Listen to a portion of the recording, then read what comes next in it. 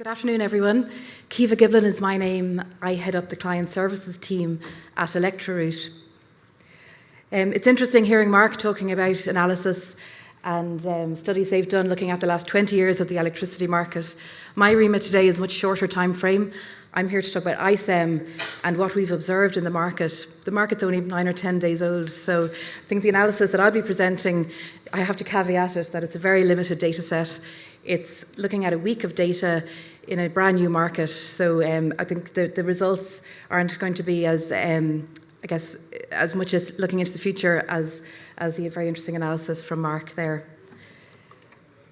I guess just to first of all introduce myself, Caoimhe is my name. I head up the services team at ElectroRoute.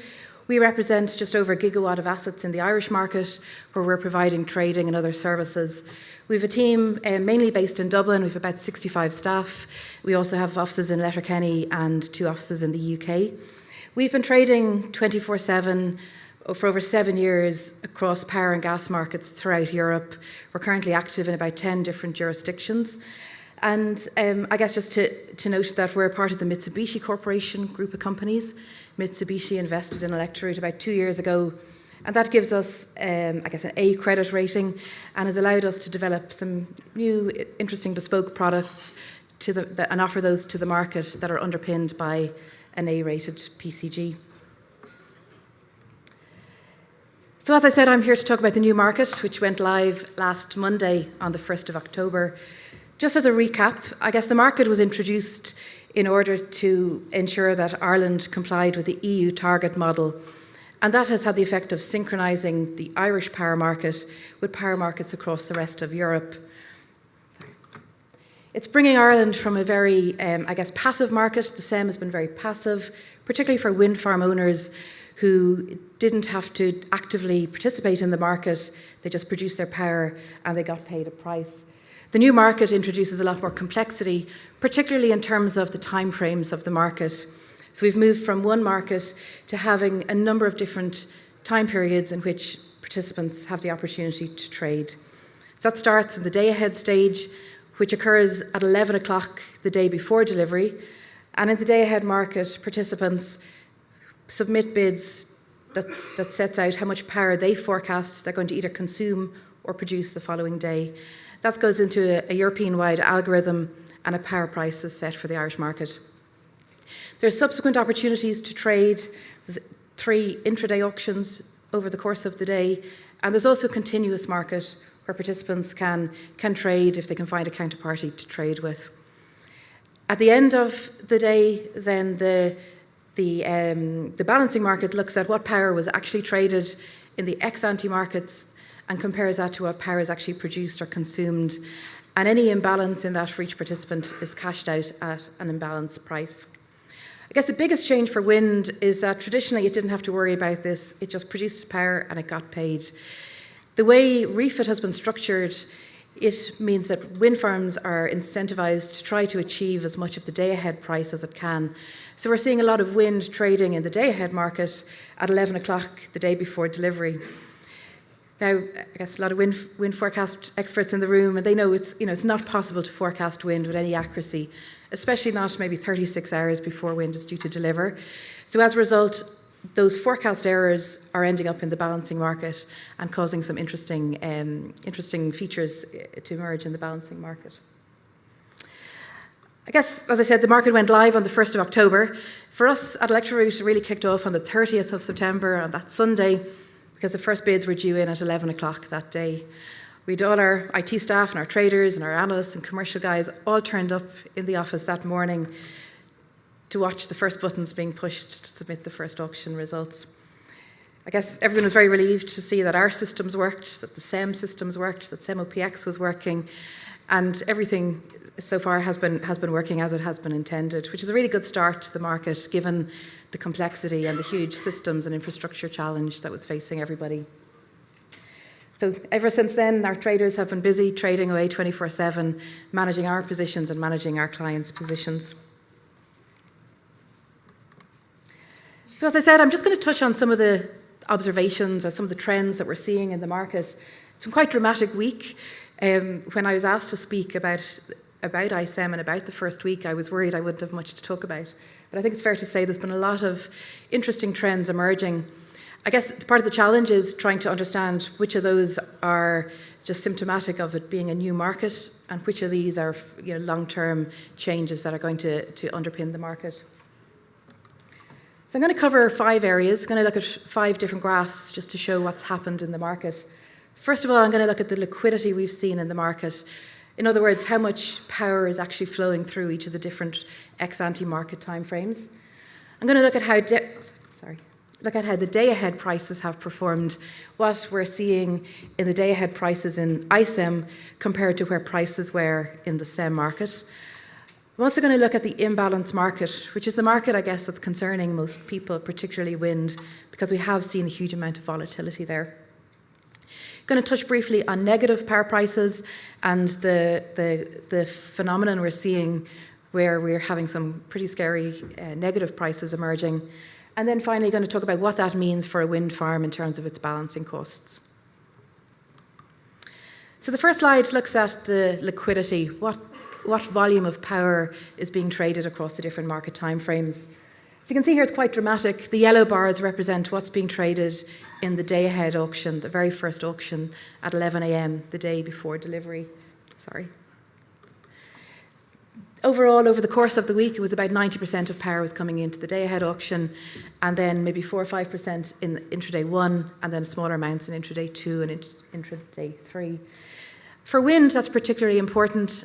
As I mentioned, REFIT is referenced to an index, which is a blend of day-ahead and balancing market prices. So it's very important for wind that it participates in that day-ahead market. The next analysis, or the next slide, looks at the day-ahead prices themselves, what the underlying, characteristics are that have gone into the makeup of the day-ahead price. The first block of data is the SEM pricing. What we're showing here is the ex-ante 1 prices that were seen in the SEM for the week preceding the start of ISEM. They were quite high. They ranged from about 60 odd euro to about 86 euro, so quite high prices in SEM. And they were driven by a few factors. As people may know, gas prices have ticked up a lot towards the end of the summer, so that feeds directly into the cost of power in Ireland, given the volume of gas on the system. We've also seen a number of the large baseload plants on extended outages, so Moneypoint and Great Island have been off the bars. Therefore, the systems had to rely on more expensive plants to keep the lights on. And then over these couple of weeks, wind was relatively low. So I guess we've had a number of different factors feeding into relatively high power prices in the SEM. And you can see in the yellow bar that ISEM has fared in a similar range. The first day prices averaged on a baseload basis about 82 euro, and it's been in and around that range, dropping off towards the end of the week as gas prices fell a little bit and as wind picked up. What's interesting from these day-ahead prices, though, is when you actually look into the detail, there's quite a wide range of prices within the day. These are the average prices for a 24-hour period, but we have seen some periods where day-ahead prices are falling down to maybe €5 megawatt hour. The next analysis I have is looking at the imbalance market. So while the day-ahead market has been quite robust and steady, which I guess reflects the amount of volume that's going into the day-ahead market, what we're seeing in the imbalance market is a huge amount of volatility. And I think it's surprised everybody. It's certainly surprised us, and I think it's surprised most people in the market just how volatile the pricing has been.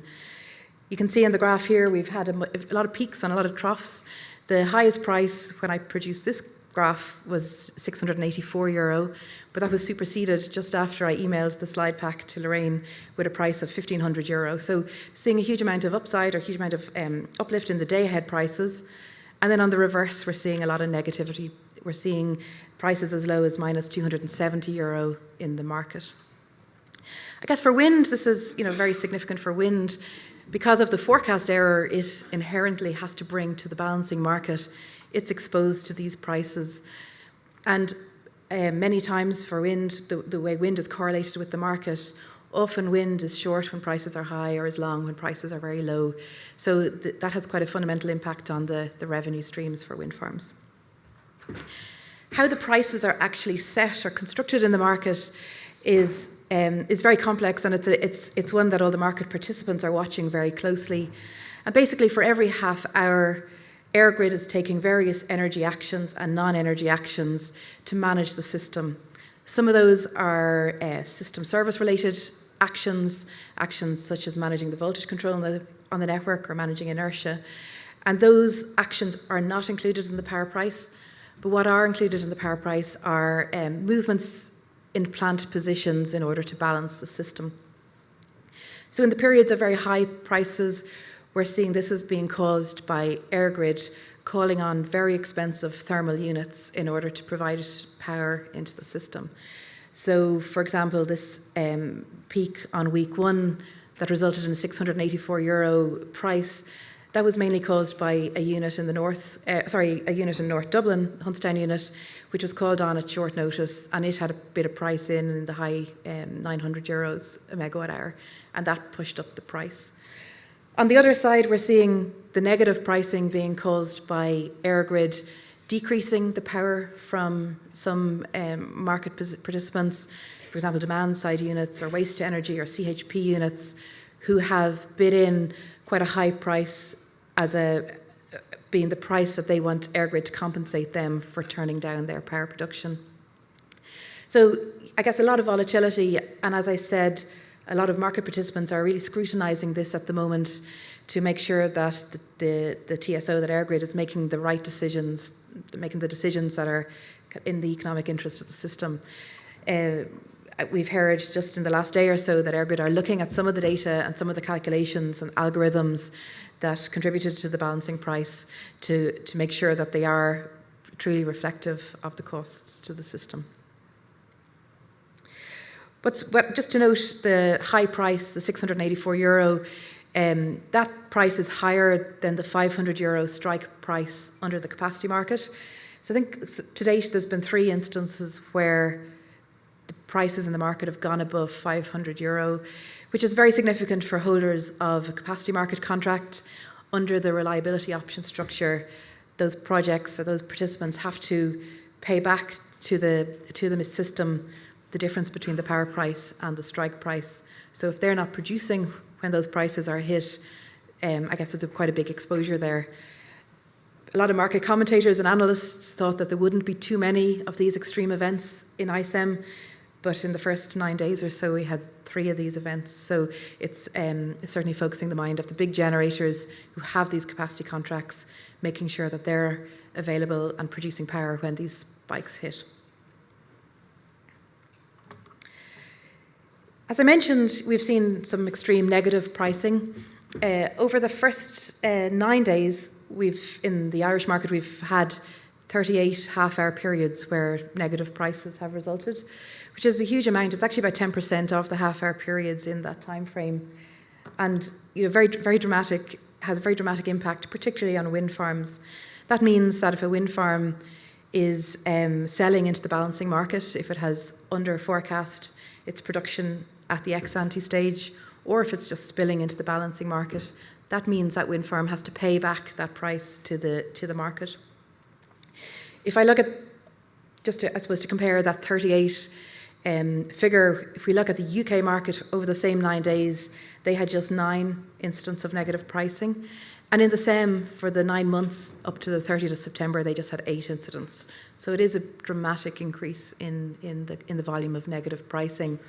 And anecdotally, we're hearing that some wind farm owners who haven't hedged their balancing costs are physically turning off their turbines at night because they're worried about this exposure. We're seeing these negative prices mainly happening at night or in the early hours of the morning at a time when wind is very high and when demand is very low, and EirGrid is turning down plants to balance the system. As I mentioned, the imbalance price is made up of, are calculated based on the actions that the TSO, that EirGrid take to balance the system. It actually works where they divide each half hour up into 6 5-minute blocks, and they calculate the marginal action that they took in each 5-minute block to keep the system balanced. So looking at the most extreme event, the minus €272 we saw on the 8th of October, you can see that the first 2 5-minute blocks were actually positive. There was actually a cost to producing those imbalance actions. But then the last 4 5-minute blocks had large negatives, and the average of that was the €272. And as I said, those prices, those big negative prices, were driven by the price that the TSO had to pay to some generators to turn down their dispatch. I noted that, there's a lot of scrutiny on these prices at the moment, and EirGrid are particularly reviewing the negative price periods to ensure that the pricing algorithms and engine has captured the pricing properly. So there may be some revisions to some of this data. I guess, as I said, it's very early days. The last observation I have is on the balancing costs themselves. So we did a piece of work where we took a representative sample of wind farms operating in the market, and we analysed their trading strategies relative to the revenues that they would earn under the refit scheme. We've just focused here on 2 days of data, so the first 2 days of the new market. I guess the average wind-weighted price in those 2 days was €73 in the day-ahead market, but only €7 in the balancing market. So the balancing market wind-weighted price was really, really low. The very first column shows what the refit reference price would have been on those 2 days. So the refit reference price is calculated as a function of the day-ahead and balancing market prices. What will happen is the regulator will assume that wind farms have earned either the minimum of the day-ahead price or an 80-20 blend of day-ahead and balancing market prices for each half hour of the year. So when we calculated it for these wind farms on these 2 days, the refit reference price was about €60 a megawatt hour. So then the regulator will top up the project up to the €80 of refit. So in this example, it'll earn €20, or those wind farms will earn €20 from refit from the PSO. So I guess the blue bar in the first column is what the PSO will assume that the project has earned, but then the reality can be very different depending how the wind farm has traded. So we just looked at 2 scenarios with the data we had. We looked at what would happen if the wind farm didn't trade in any of the ex-ante markets, if it didn't trade in the day-ahead or the intraday markets, and just allowed all of its power to spill directly into the balancing market. Because balancing market prices were so low, €7 wind weighted would only earn €7 megawatt hour. The regulator or the PSO would still assume the project had earned 60, so the top up would be 20.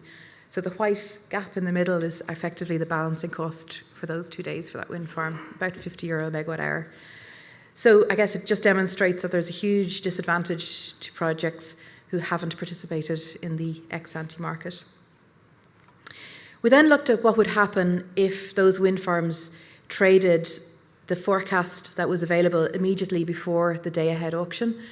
So we looked at the EirGrid site-specific forecasts for each of our selection of wind farms, and we assumed that we would have traded 80% of those forecasts in the day-ahead market, and then let any forecast error spill into the imbalancing market.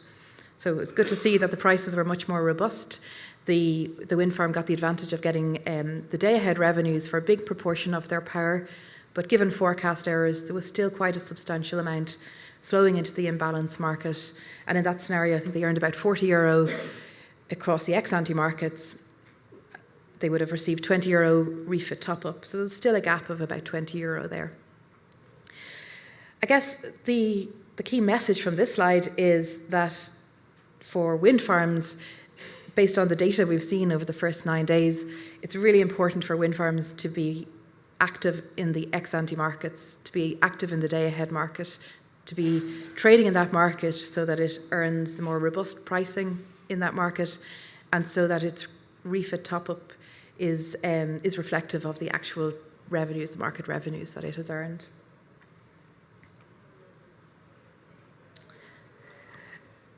just, I guess, in conclusion, my conclusion is that I don't have a conclusion. It's just too early. We're only 9 days in, or 11 days now, into this new market. Things are moving around a lot. We're seeing a lot of volatility. ElectroRoute themselves are making sure their calculations are correct. So I guess we can't draw any firm conclusions from the data yet. There's some really good signs. The market is working. The market is working as it was intended to work. There's very interesting price signals emerging. If those big spreads in the imbalance market persist, it will encourage new investment in new technologies like battery storage, like demand-side response, to take advantage of arbitrage opportunities in the market. So there's a lot of positives, but still, I guess we've a lot to learn still about how these dynamics that we're seeing in the market today, how they'll persist into the future. I guess for wind farms, as I mentioned, I think our key message, my key conclusion is that wind farms need to make sure that they have access to the day-ahead market, that their off-taker or their trading partner is trading their plant in the ex-ante markets so that it ensures that it gets protected from the volatility in the imbalance market. Finally, I know a lot of you have been commenting on the blogs and the insights that we've been posting on our website, but be very happy if more of you would sign up to our Insights blog.